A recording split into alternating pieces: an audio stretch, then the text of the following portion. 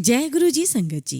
Video को like कीजिए, channel को सब्सक्राइब कीजिए और बेल आइकन को प्रेस कर दीजिए ताकि आपको लेटेस्ट वीडियो की जानकारी अच्छे से मिल सके।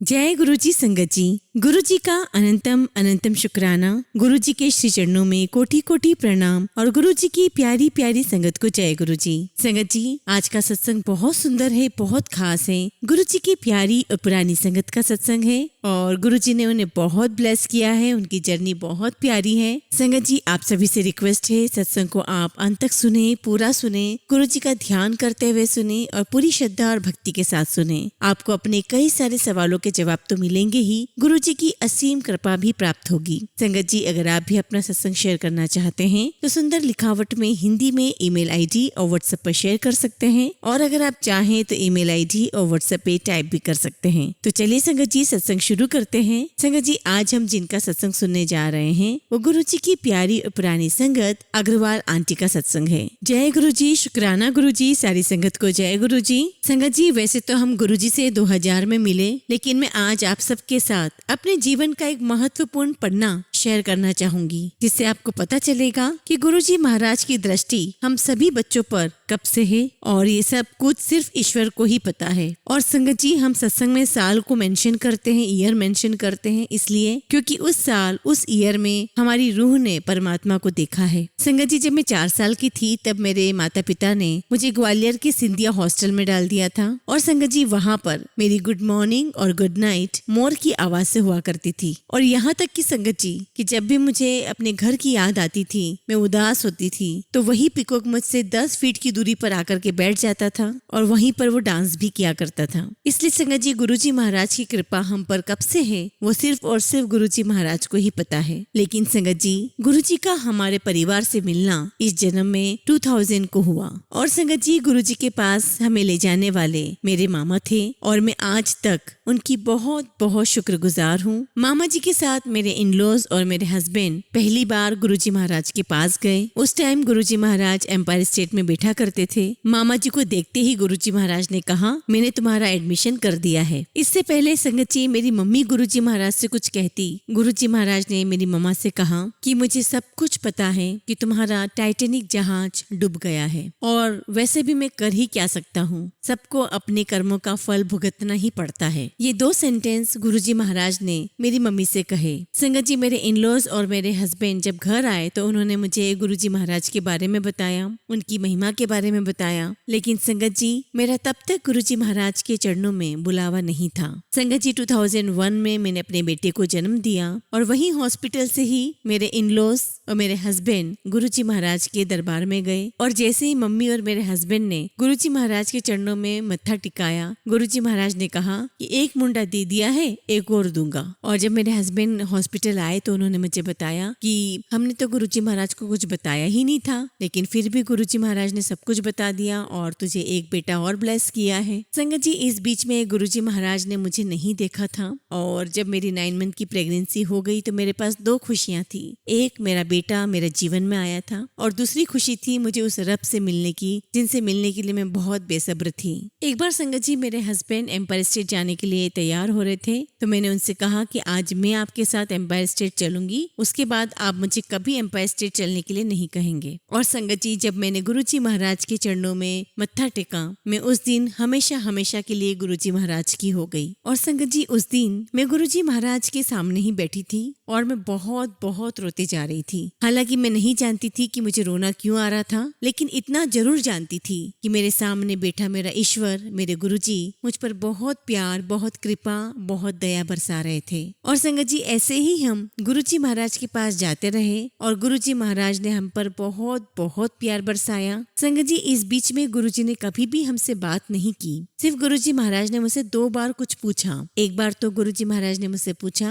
कि तुम्हारा नाम क्या है और मैंने अपना नाम बताया। और संगत जी, 1.5-2 महीने बाद ही गुरुजी ने मुझे ठेठ पंजाबी में डांटते हुए कहा, पीछे जाके बैठो। और संगत जी, उस समय गुरुजी महाराज अपने हाथों से हलवा प्रसाद दिया करते थे और सारी संगत उस प्रसाद को लेके बाहर आती थी, प्रसाद खाती थी और फिर गुरुजी महाराज के पास अंदर जाया करती थी। तो संगत जी, जब हम एम्पायर स्टेट के बाहर आए तो मैं बहुत रोई, क्योंकि मुझे गुरुजी महाराज ने डांट कर बोला था पीछे जाने के लिए। तो मुझे बहुत हर्ट हुआ, बहुत फील हुआ। मैं बहुत रोई बाहर आके और मैंने अपने हस्बैंड से कहा कि मैं आज के बाद यहाँ पर गुरुजी महाराज के दरबार में नहीं आऊंगी। लेकिन संगत जी, गुरुजी महाराज की कृपा, दया और उनका प्यार इतना बरसता रहा कि हमें आना ही पड़ा और हम आते ही रहे। Thank you Guruji, thank you so much. एक बार संगत जी, मेरे फादर इन लॉ को बहुत सीवियर हार्ट अटैक आया था और संगत जी, मेरे इन लॉज नजीमाबाद में रहते थे और इधर मेरे फादर को हार्ट अटैक आया और वहीं पर मेरी जो मदर इन लॉ है उनको वहीं नजीमाबाद में गुरुजी महाराज दिखाई दिए और उन्होंने कहा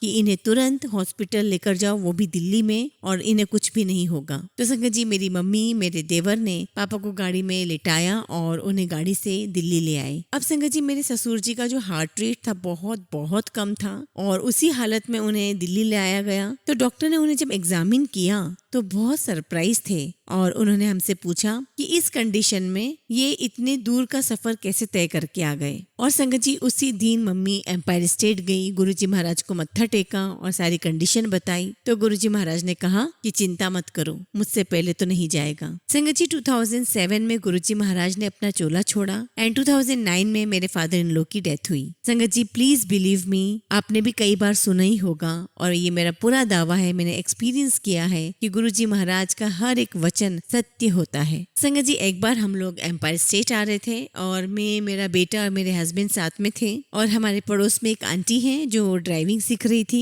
संगत जी, हम लोग गाड़ी में बैठने ही वाले थे कि इतने में जो हमारी पड़ोस वाली आंटी है उन्होंने अपनी गाड़ी का ब्रेक लगाने की बजाय एक्सीलेटर दबा दिया। संगत जी, उनकी गाड़ी हमारी गाड़ी के पीछे थी और ये टक्कर इतनी जोरदार हुई कि हमारी गाड़ी 2 बार हवा में उछली और गाड़ी के सारे पहिए ऊपर की तरफ थे और हमें समझ में ही नहीं आया कि हुआ क्या। और संगत जी, हम इतने ज्यादा शॉक्ड में थे क्योंकि संगत जी सिर्फ 2 सेकंड की बात थी और हम गाड़ी में बैठने ही वाले थे। संगत जी, ये लाइफ गुरुजी महाराज की दी हुई है, हम उनके बहुत बहुत शुक्रगुजार हैं। शुक्राना गुरुजी, लख लख शुक्राना गुरुजी, थैंक यू सो मच गुरुजी। और संगत जी, फिर ऐसे ही गुरुजी महाराज के आशीर्वाद से 2005 में मैंने दोबारा कंसीव किया। अब संगत जी, मेरे घर में कुछ प्रॉब्लम थी और जब मैं गुरुजी महाराज से मिलने गई, उनके दर्शन करने गई तो उनको मत्था टेका और मैंने कहा गुरुजी महाराज से कि गुरुजी, आई एम प्रेग्नेंट। और संगत जी, गुरुजी महाराज उस समय अपनी गद्दी पर विराजमान थे और उन्होंने बहुत ऊंचे साउंड में कहा तो,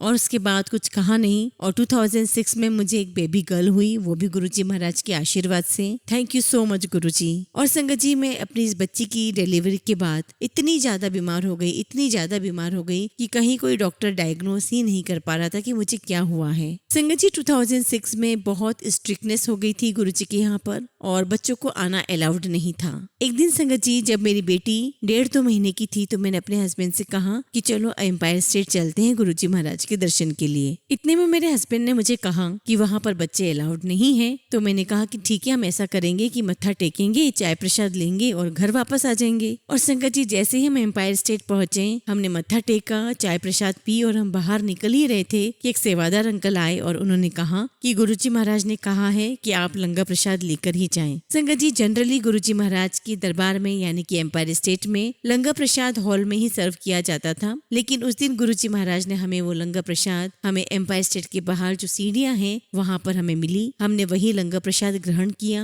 और संगत जी फिर हम घर वापस आ गए। और संगत जी, वो रात इतनी भयानक रही कि मुझे पूरी रात नींद ही नहीं आई और मैं ठंड के मारे कांपती रही। और संगत जी, मैं पूरी रात गुरुजी महाराज को याद करती रही। हमें समझ में ही नहीं आ रहा था कि ये मेरे साथ क्यों हो रहा था। और जब मैं सुबह उठी तो अपने बेटे को तैयार किया, मुझे लगा ही नहीं कि मैं रात में इतने कष्ट में थी। और संगत जी, उसी रात गुरुजी महाराज ने मेरे हस्बैंड को ड्रीम दर्शन दिया। मेरे हस्बैंड ने देखा कि गुरुजी महाराज अपनी गद्दी पर विराजमान हैं और मैं और मेरे हस्बैंड गुरुजी महाराज के पास उनके चरणों में बैठे हैं। और गुरुजी महाराज मेरे हस्बैंड को देख करके कहते हैं कि इसके ऊपर किसी ने काला जादू किया है, ब्लैक मैजिक किया है। और गुरुजी महाराज ने कुछ सामग्री मंगवाई और सपने में ये देखते हैं कि जैसे ये उठे और अपनी गाड़ी में चाबी लगाने जाते हैं खोलने के लिए, वैसे ही इनकी नींद खुल जाती है। और संगत जी, अगले दिन मेरे हस्बैंड ने मुझे अपने ड्रीम दर्शन के बारे में बताया और शायद आप यकीन ना करें संगत जी, उसी दिन से ही मेरी सेहत में काफी सुधार आने लग गया था। तो संगत जी, ये जिंदगी गुरुजी की दी हुई देन है,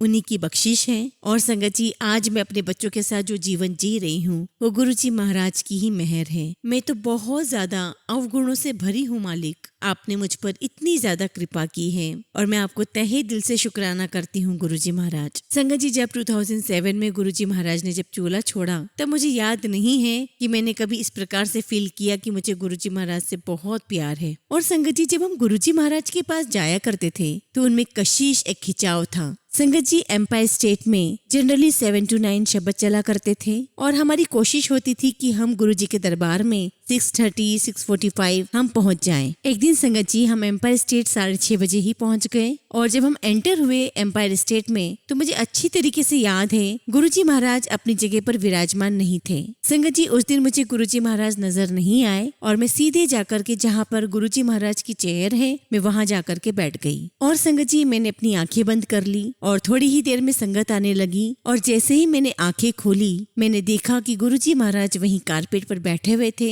ट्राउजर और टी शर्ट में। इनफैक्ट संगत जी, मेरे हस्बैंड और बाकी संगत भी वहीं बैठे थे, जबकि मुझे गुरुजी नजर ही नहीं आ रहे थे। और संगत जी, मैं उठी और मैंने गुरुजी महाराज के चरण स्पर्श किए और संगत जी, गुरुजी मुझे बहुत प्यारी और नोटी स्माइल दे रहे थे। और संगत जी, उस बात को जब मैं आज सोचती हूँ तो मुझे रियलाइज होता है कि गुरुजी महाराज मुझे सिखा रहे थे कि आने वाले समय में तुम ऐसे ही मेरी जो गद्दी है उसी को मत्था टेकोगे, उसी के सामने, उसी के पास बैठोगे और तुम मेरे स्वरूप को और मेरी गद्दी को हाजिरी लगाओगे। और संगत जी, आज के टाइम पर हम यही सब कर रहे हैं और ये बात भी उतनी ही सच है कि गुरुजी महाराज हमारे साथ हैं, वो कहीं नहीं जाएंगे, वो हमेशा हमारे साथ ही रहेंगे। संगत जी, हम लोग इतने पापी हैं लेकिन वो बख्शनहार है। हमारी गलतियों को गुरुजी महाराज माफ करते रहेंगे और हमें झोलियां भरकर देते रहेंगे। ऐसे संगत जी, एक बार मामा जी और मामी जी के साथ हम लोग एम्पायर स्टेट पहुंचे। एम्पायर स्टेट में हम लोग लाइन में लगे हुए थे और मेरे आगे मामा जी और मामी जी खड़े थे। मामा जी और मामी जी ने जैसे ही गुरुजी महाराज को मत्था टेका, गुरुजी महाराज ने मामी जी को देखते हुए कहा, तुम इसकी कौन हो? अब संगत जी, मैं मामी जी के पीछे थी और गुरुजी महाराज का ये सवाल मेरे दिमाग में घूमता ही रहा, क्योंकि संगत जी, मैं जानती थी कि गुरुजी महाराज जानी जान है, उन्हें सब कुछ पता है। तो मैं सोचने पर मजबूर हो गई कि गुरुजी महाराज ने मामी जी से सवाल क्यों किया। संगत जी, गुरुजी महाराज ने अपना चोला छोड़ दिया लेकिन उनका ये क्वेश्चन, ये प्रश्न मेरे दिमाग में घूमता ही रहा। संगत जी, ऐसा कहा जाता है कि गुरुजी महाराज ने अगर कुछ भी कहा हो, चाहे वो मजाक में ही क्यों न हो, वो बिल्कुल सत्य होता था और होता है। गुरुजी महाराज के हर वाक्य का अपना कुछ मीनिंग है, कुछ मतलब है। जो समझ गया वो अपने साथ बहुत कुछ ले जाता है, जिसे नहीं समझ में आया उसे वक्त लगेगा और वो समझ जाएगा, और जब गुरुजी महाराज चाहेंगे तो वो अपने आप समझ जाएगा। और ठीक ऐसा ही कुछ मेरे साथ भी हुआ कि मेरे मन में गुरुजी का पूछा हुआ सवाल घूम रहा था। मेरे दिमाग में बार बार ये घूम रहा था कि गुरुजी महाराज ने मामी जी से ये क्यों कहा कि तुम इसकी क्या हो। संगत जी, 5-6 साल पहले हम लोग बड़े मंदिर में बैठे हुए थे और एक छोटे से ग्रुप में हम लोग सत्संग शेयर कर रहे थे और मैंने उस ग्रुप में अपना सत्संग शेयर किया तो मेरे सामने एक अंकल बैठे हुए थे। तो अंकल ने मुझसे पूछा कि क्या आपके मामा मामी भी गुरुजी महाराज को अभी तक मानते हैं? मैंने कहा कि हाँ, मामा जी तो आज भी बहुत मानते हैं गुरुजी को, लेकिन जो मामी जी हैं वो इस्कॉन फॉलोवर हो गई है। तो अंकल कहने लगे कि ठीक है ना आंटी, गुरुजी महाराज ने तो बहुत सालों पहले ही कह दिया था। जब गुरुजी महाराज ने पूछा था कि तुम इसकी कौन हो, तब गुरुजी महाराज ने आपकी मामी जी के लिए बोल ही दिया था कि तुम इस्कॉन हो। और संगत जी, मामा जी आज भी गुरुजी महाराज के दरबार में आते हैं और मामी जी इस्कॉन की फॉलोवर हो गई है। संगत जी, गुरुजी महाराज के मुंह से निकला हुआ हर एक शब्द पत्थर की लकीर होता है और वो जरूर कभी न कभी पूरा होता ही है। संगत जी, 2007 में जब गुरुजी महाराज ने चोला छोड़ा तब मुझे एक्चुअली रियलाइज हुआ कि मैंने अपनी जिंदगी में, अपनी लाइफ में क्या खोया है। और संगत जी, मैं गुरुजी महाराज को बहुत बहुत याद करती थी। और संगत जी, तब मुझे ये बात नहीं पता थी कि जब हम गुरुजी महाराज से बातें करते हैं, उनके स्वरूप से बातें करते हैं, तो गुरुजी महाराज उन्हें सुनते हैं। और आप बिलीव नहीं करोगे संगत जी, गुरुजी महाराज ने मुझे हर एक चीज सिखाई है। 1 to 1 उन्होंने मुझे सब कुछ सिखाया है। संगत जी, मुझसे बहुत गलतियां हुई हैं, लेकिन गुरुजी महाराज ने मुझे बहुत सिखाया है, समझाया है और मुझे दोबारा गुरुजी महाराज ने खड़ा किया है। ये सब कुछ गुरुजी महाराज की ही महिमा है। संगत जी, मैं गुरुजी महाराज की आज्ञा से आप सभी के साथ शब्द की इम्पोर्टेंस शेयर करना चाहती हूँ। संगत जी, मैं आप सबके साथ 2 सत्संग शेयर करूंगी। पहला सत्संग राजेंद्र अंकल का है, जिन्हें हम सभी संगत प्यार से डीजे अंकल कहते थे, क्योंकि गुरुजी महाराज ने उन्हें एम्पायर स्टेट में म्यूजिक सिस्टम की सेवा बख्शी थी। इनका सत्संग शेयर करने से पहले मैं आप सभी को ये बताना चाहूंगी कि डीजे अंकल का और गुरुजी महाराज का रिश्ता बहुत प्यारा था। हमारे मन में जो भी क्वेश्चन हुआ करते थे, चाहे वो हेल्थ से रिलेटेड हो, चाहे फैमिली से रिलेटेड हो, फाइनेंशियल रिलेटेड हो, जॉब से रिलेटेड हो, बिजनेस से रिलेटेड हो, चाहे जैसे भी हमारे दिमाग में उथल पुथल मची हो, परेशानियां हमारे दिमाग में चल रही हो, उन 2 घंटे के अंतराल में हमें शब्द कीर्तन के माध्यम से हमारे सभी सवालों के जवाब मिल जाया करते थे। अगर आप ध्यान से सुने शब्द को, गुरबानी को, तो आपको अपने सवालों के जवाब मिल जाया करते थे। बेशक आपको शब्द समझ में ना आए, गुरबानी समझ में ना आए, लेकिन अगर आप ध्यान लगाएंगे तो आपको अपने सवालों के जवाब उन्हीं में मिल जाएंगे। तो संगत जी, अंकल और गुरुजी महाराज का रिश्ता इतना प्यारा था कि हमारे मन में जो भी प्रश्न होते थे, उस दिन वैसा ही कोई शब्द बजता और हमें हमारे सवालों के जवाब मिल जाते थे। एक दिन संगत जी, मैं राजेंद्र अंकल के पास गई और मैंने अंकल से पूछा कि अंकल, आपका और रिश्ता गुरुजी महाराज का बहुत सुंदर रिश्ता है और किस दिन क्या शब्द बजानी है ये आप टेलीपैथिकली गुरुजी महाराज से समझ जाया करते थे। ये इतना प्यारा रिश्ता आपका कैसे बना? अंकल थोड़ी देर तो चुप रहे, फिर उन्होंने मुझसे अपना सत्संग शेयर किया। संगत जी, गुरुजी महाराज की अपनी मौज हुआ करती थी। गुरुजी महाराज अंकल को कभी कहते थे कि चल 10 बजे आई, कभी 12 बजे आई, ऐसे अलग अलग टाइम दिया करते थे। गुरुजी महाराज अंकल से कहा करते थे कि कल नए कैसेट्स लेकर आना, और वो जमाना कैसेट्स का था। अंकल मार्केट जाते थे और बहुत सारी कैसेट्स खरीदते थे गुरबानी की और एम्पायर स्टेट पहुंचाते थे।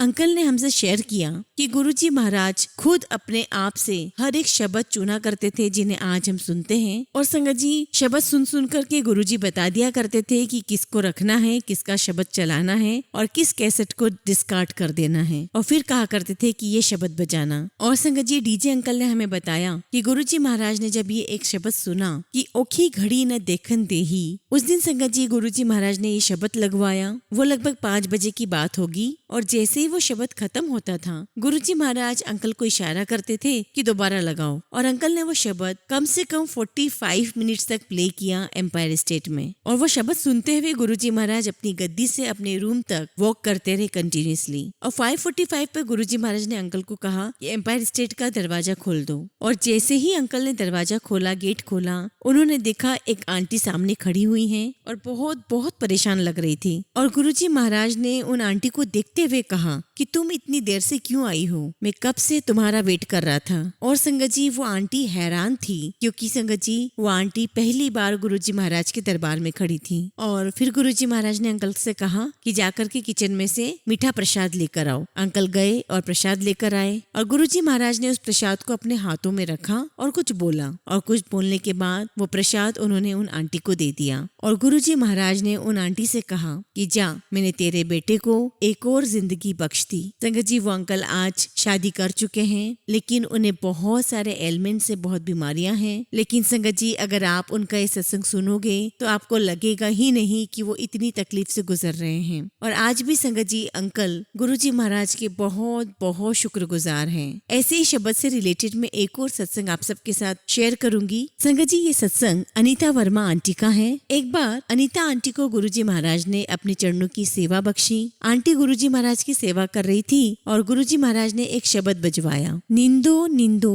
मोको लोग निंदो। जब वो शब्द खत्म हुआ, गुरुजी महाराज ने इशारा किया और वो शब्द बंद हो गया। गुरुजी महाराज ने आंटी से पूछा, क्यों आंटी, शब्द समझ में आया? तो आंटी ने कहा कि नहीं गुरुजी, मुझे कुछ भी समझ में नहीं आया। संगत जी, आंटी और गुरुजी महाराज का रिश्ता इतना प्यारा था। आंटी हमेशा गुरुजी महाराज से इंग्लिश में बात किया करती थी और गुरुजी महाराज हमेशा उनकी बातों का रिप्लाई पंजाबी में दिया करते थे। क्योंकि संगत जी, आंटी क्रिश्चियन थी, गुरुजी महाराज ने फिर से वो शब्द लगवाया और आंटी से कहा, ध्यान लगा के सुनना। आंटी ने कहा, ठीक है गुरुजी। अब संगत जी, ये शब्द दोबारा गुरुजी ने बजवाया, निंदो निंदो मोको निंदो। जब ये शब्द खत्म हुआ, तब फिर से गुरुजी महाराज ने आंटी से पूछा कि समझ आया? तो आंटी ने कहा, हाँ जी गुरुजी, मुझे समझ में आ गया। तो गुरुजी महाराज ने पूछा, बताओ क्या समझ में आया? आंटी का जवाब था, लिंडा लिंडा। एक्चुअली संगत जी, आंटी क्रिश्चियन थी और उनका नाम लिंडा था। शादी से पहले उनका नाम लिंडा था। तो जब ये शब्द चला, निंदो निंदो मोको निंदो,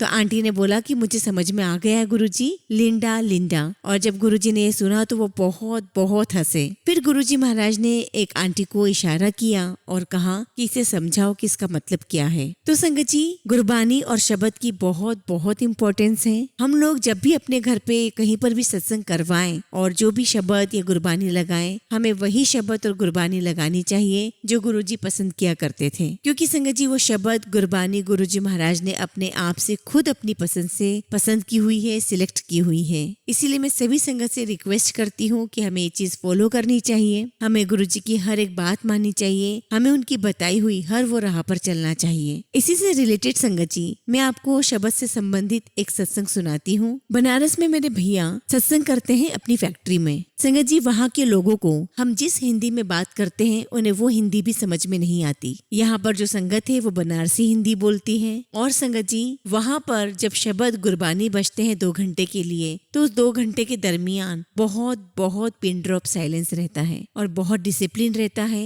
उन 2 घंटे में कोई भी आवाज नहीं करता है। यहाँ की संगत होती है करीब 100-150 और यहाँ पर बहुत बहुत डिसिप्लिन रखा जाता है। यहाँ की संगत जी पर गुरुजी महाराज ने कृपा की। यहाँ पर एक एम्प्लॉय अंकल है जो भैया की फैक्ट्री में काम करते हैं। उन्हें पता चला कि उनकी जो बेटी है उन्हें ब्लड कैंसर हो गया है और उन्हें कुछ समझ में नहीं आ रहा था और वो इधर से उधर भाग रहे थे। वहाँ पर टाटा मेमोरियल हॉस्पिटल खुला है। किसी ने सजेस्ट किया कि आप वहाँ जाकर के अपनी बेटी को दिखाओ। अब जब उनकी डॉक्टर को वहाँ ले जाया गया तो डॉक्टर ने कहा कि इसे तो तुरंत ब्लड चढ़ाना होगा। अब अंकल ब्लड बैंक गए और जैसे ब्लड बैंक पहुंचे तो वहाँ पर वो पैसे निकालने लगे। तो वहाँ जो आंटी बैठी हुई थी तो उन्होंने कहा कि यहाँ पैसा नहीं चलेगा, अगर आप ब्लड लेते हो तो आपको ब्लड ही वापस देना पड़ेगा। अब अंकल को ये बात पता नहीं थी और उन्हें समझ में नहीं आ रहा था कि क्या करें। अब अंकल बाहर जाकर के बेंच पर बैठ गए और उदासी मन से सिर नीचे करके बैठ गए। वो क्या देखते हैं संगत जी कि जब उन्होंने सिर नीचे किया तो गुरुजी महाराज उनकी तरफ चले आ रहे हैं और जब उन्होंने सिर ऊपर किया तो गुरुजी महाराज अंतर ध्यान हो गए। अब अंकल अपनी सीट से उठे और फिर से दोबारा वहाँ पर आंटी के पास गए जो ब्लड बैंक में थी और उनसे रिक्वेस्ट किया। उन्होंने वो आंटी जो 5 मिनट पहले तक उन्हें मना कर चुकी थी कि वो ब्लड नहीं देगी, उन्होंने अपना स्टेटमेंट पूरी तरीके से चेंज कर लिया था। उन्होंने कहा कि हाँ जी, आप ब्लड ले जाइए लेकिन आप रिप्लेस करवा दीजिएगा जब भी आपके पास ब्लड अवेलेबल हो जाएगा। और संगत जी, उस बच्ची का ट्रीटमेंट हुआ और उसके बाद उन्हें गुरुजी महाराज पर बहुत बहुत विश्वास हो गया और उन्होंने सब कुछ गुरुजी महाराज पर छोड़ दिया। और संगत जी, आज 1 साल के अंदर अंदर गुरुजी महाराज ने उस बच्ची को पूरी तरीके से ठीक कर दिया और वो रेगुलर चेकअप के लिए हर 6 महीने में जाती है। लेकिन गुरुजी महाराज ने उसे एक नया जीवन बख्शा है।